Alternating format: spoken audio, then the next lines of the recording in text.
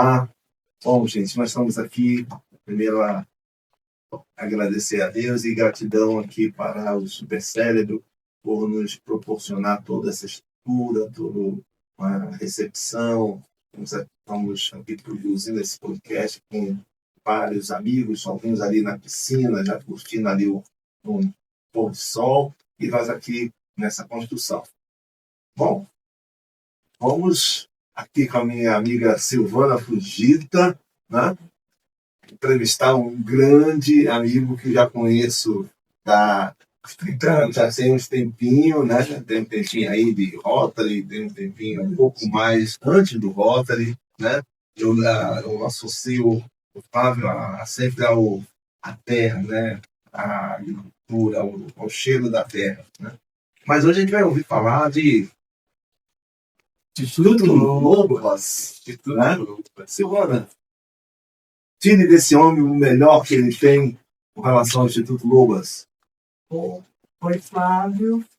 Eu queria que você dissesse para a gente como nasceu o Instituto Lobas, qual é o propósito do Instituto Lobas,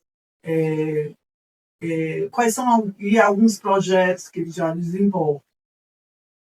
Mas assim, o Instituto Lobas é um instituto basicamente de mulheres para mulheres, que o homem fala, né?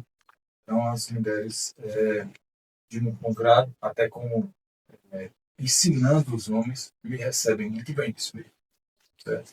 Então, eu sou o diretor do Instituto Lobas e ele nasceu de uma necessidade que estas mulheres tinham de ajudar outras mulheres e de realizar projetos para mulheres em situação de risco social, de baixa renda.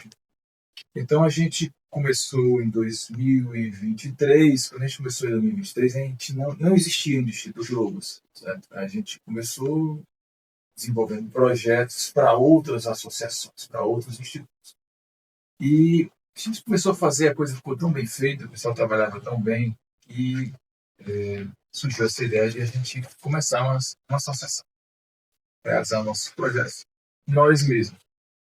Só que uma nova associação, ela tem limitações, ela precisa, para entrar em muitas oportunidades, ela precisa ter 1, 2 anos, às vezes 3 anos de existência. E a gente conseguiu, por acaso, alguém que disse, não, eu não quero mais trabalhar com isso, tinha uma associação, não queria mais trabalhar, a gente assumiu e fizemos trouxemos uma nova diretoria, basicamente mulheres, e a gente restaurou, alterou o estatuto e começamos a trabalhar. A maior parte das ideias não são minhas. Tá? As ideias não são minhas, certo? Então, por exemplo, uma coisa que a gente desenvolve, inclusive junto com a Casaé, é um projeto de capacitação de mulheres na área de construção civil. O Instituto Lobas tem diversas mulheres na área de construção civil, certo? Que são engenheiras civis e gente que já possuíam construtores e trabalha, diretor de outras construtoras. Nós temos um grupo de mulheres que trabalham com isso.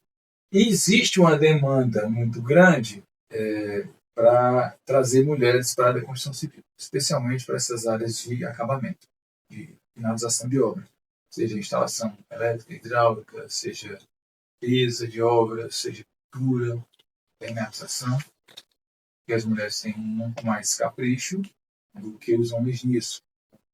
Querendo dizer que alguém é melhor do que alguém aqui. São características, certo? As mulheres são mais detalhistas, os homens são mais focados, as mulheres são mais detalhistas. Então, é uma coisa natural e falando mais de ninguém nem menos de ninguém. Então, esse assim, é um tipo de trabalho que se enquadra muito bem no modelo. Então, a gente começou fazendo isso.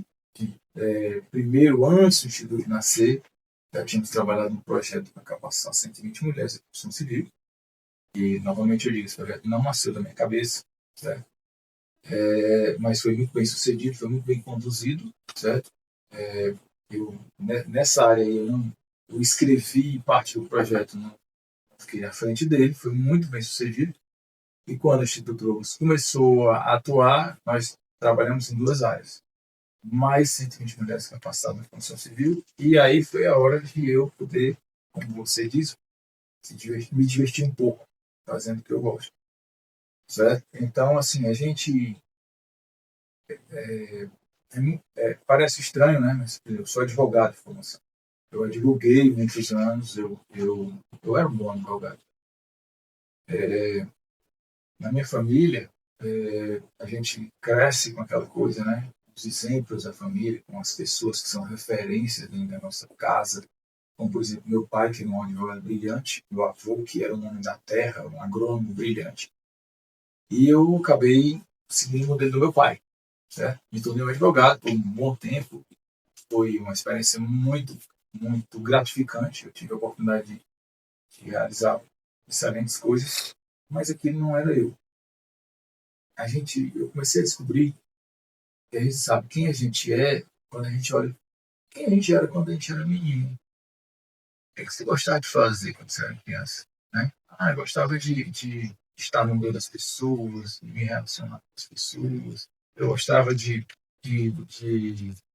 construir coisas.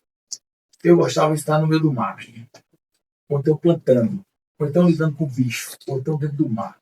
Era o que eu gostava. Quando eu cheguei no Instituto Lobas, não foi a minha primeira experiência. Você diz, Flávio, o homem da terra, o homem que gosta da agricultura. Eu já tinha experiências anteriores. Tá? Eu já fui agricultor, orgânico, eu tive fazenda. Mas aqui no Instituto Lobas, a gente conseguiu realizar umas coisas que ao mesmo tempo que a gente trabalha com a natureza, que está urgentemente precisando da gente, certo? A natureza, ela, vamos dizer assim, não que a natureza precise da gente, a gente que precisa dela. A gente precisa fazer alguma coisa para restaurar a natureza. Então foi este viés que eu trouxe para dentro do Instituto Lobos, né? Um membro do Instituto Lobos, foi este viés que eu trouxe para dentro. Foi desenvolver trabalhos sobre a agroecologia, a restauração de ecossistemas e o desenvolvimento das mulheres. Tá? E aqui a gente começou com o projeto de agrofloresta, foi o primeiro projeto de agrofloresta, na Serra do Férez, ali no Beberibe, perto de Morada Nova, perto da BS-16. A gente foi assim, como diz o Nego Bispo, a gente, tudo fluiu na mesma direção. Todas as forças, elas estavam ali, destacadas, separadas, às vezes desconhecidas umas das outras, mas de repente as mulheres, as pessoas que estavam colaborando, eu cheguei num lugar que eu não conhecia absolutamente ninguém, tá? E fui muito bem recebido na Serra do Félix.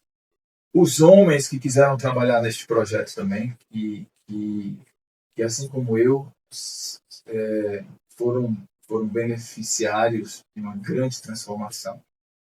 Pessoas de cada um em trabalhar com essas mulheres. E a gente começou, eles tinham um objetivo de implantar 2 hectares de quintais agroflorestais. No final das contas, a gente acabou implantando quase 4. E eram mulheres de 6 comunidades diferentes, e elas não conviviam entre si. Por exemplo, dentro da mesma comunidade elas se conheciam. Mas uma comunidade de 5 km de distância, elas nunca tinham falado umas com as outras. De repente aquilo, olha, é uma coisa assim que é para homem invejar a mulher. Nós homens somos esquisitos. Cara, de repente, tinha uma comunidade de umas 40 mulheres que eram amigas assim, pareciam que eram amigas há 50 anos, sabe? Cresceram juntas. Eu pude ver ali naquele ambiente o verdadeiro significado da palavra sororidade. Eu pude ver as mulheres se unindo, eu pude ver as mulheres ajudando umas às outras, mulheres que um mês antes não se conheciam. Certo? Eu pude ver mulheres que precisavam de uma mão, de uma ajuda, terem sido imediatamente acolhidas pelas outras. Uma coisa que eu faço questão de aprender. Tá? Essa capacidade, eu acho que o tempo de colaboração é pouco. Colaboração é um negócio muito mecânico. É um negócio muito nesse sentido, né? No termo da amizade, no termo da afinidade que é construída, entendeu? Então é muito mais do que isso. E eu pude testemunhar ao longo de... A gente fez esse projeto que durou 9 meses lá no campo, lá no meio rural. em testemunhar uma transformação nas pessoas, inclusive nos homens, certo? Inclusive nos homens. É muito engraçado, cara. Homem é menino grande, tá? A gente começou a trabalhar nesse projeto de agrofloresta, e aí tinha uma professora de agrofloresta, que era uma menina nova, tinha mais de 30 anos, extremamente preparada, Maria, extremamente capaz, tanto em termos acadêmicos como em termos práticos.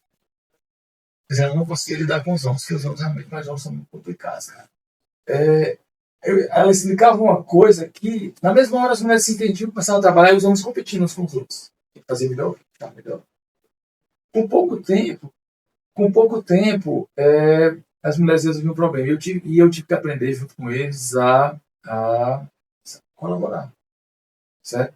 E, ao longo desse processo de 9 meses, a desconstrução do machismo, a desconstrução e a construção de uma condição de igualdade, não é nem uma construção, o reconhecimento de uma condição de igualdade foi nascendo e foi se fortalecendo naquele lugar, ao ponto de, no final desse projeto, a gente poder testemunhar um dos homens ir lá na frente, no dia da conclusão, de entrega de certificados, ele ir lá na frente com os olhos cheios de lágrimas e de desculpa às mulheres pelo comportamento machista que ele teve ao longo do curso. Certo? E isso, assim, para os outros homens como eu, como os outros estavam lá, isso foi transformador. Certo? Então, trabalhar nesse meio, conseguir unir o trabalho com mulheres em situação de risco social, de baixa renda, com a restauração da natureza, com a produção de alimentos, com a soberania, com a segurança alimentar e nutricional daquelas pessoas, para mim é muito bom, cara. Porque eu volto para onde quando eu era menino, eu estava, né, no meio dos matos, cultivando, plantando e ajudando as pessoas. Isso, né? E me ajudando a ser uma pessoa melhor, tá? Me ajudando a ser uma pessoa melhor, porque eu só tenho essa vida, cara. Eu entendo assim, eu só tenho essa vida. E eu preciso melhorar. E eu tenho pressa. Isso aqui acaba. Entendeu? Eu não. Você chega assim, porque o Flávio fala isso, fala aquilo. Cara, eu procuro melhorar, sabe? Eu olho para trás e tenho vergonha, eu olho para frente e vejo que ainda tenho tempo. Certo? Perfeito, senhor Flávio. Primeiro, agradeço aqui a Silvana pela entrevista, né?